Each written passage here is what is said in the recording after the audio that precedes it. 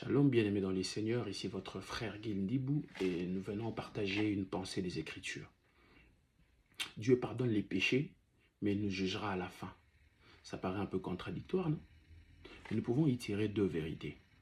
La première, c'est la miséricorde infinie des dieux, et la seconde, c'est la justice parfaite des dieux. Alors commençons par la première. Dieu pardonne les péchés à celui qui se repent sincèrement.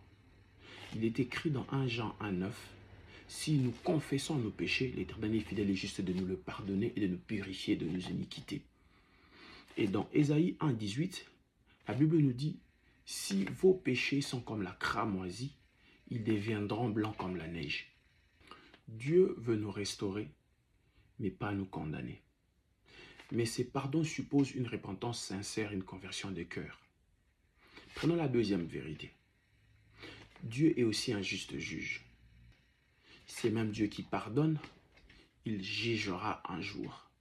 Dans Actes 17, 31, il est écrit « Car il a fixé un jour où il jugera le monde selon la justice par l'homme qu'il a désigné. » Alors Romains 14, 18, la Bible nous dit encore « Ainsi chacun de nous rendra compte à Dieu pour lui-même. » Ce n'est pas une vengeance, mais c'est l'expression de sa justice selon la manière dont nous avons répondu à sa grâce.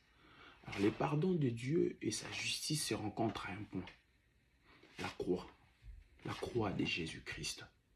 Il manifeste à la fois sa justice en punissant le péché et sa miséricorde en offrant le pardon par Jésus-Christ. Romains 3, 26, il est écrit « Tous en péché sont privés de la gloire de Dieu. Et ils sont gratuitement justifiés par sa grâce, afin qu'ils soient justes tout en justifiant celui qui a la foi en Jésus-Christ. » Le jugement n'est pas encore venu, car Dieu donne à chacun de nous du temps pour se repentir, parce qu'il ne veut pas que quelqu'un se perde. Dans 2 Pierre 3, 9, il est écrit « Mais il use des patiences envers tous, ne voulant pas qu'aucun périsse, mais que tous arrivent à la repentance. » À la fin, Dieu jugera selon la vérité et la justice. Ceux qui ont accepté Jésus seront sauvés. Ceux qui ont refusé sa grâce seront jugés selon leurs œuvres. Le psalmiste dit dans le psaume 145, le verset 8, « L'Éternel est miséricordieux, compatissant lors à la colère et plein de bonté. » Alors j'aimerais conclure en disant, le pardon est offert aujourd'hui. Le jugement viendra plus tard, mais le choix se fait aujourd'hui.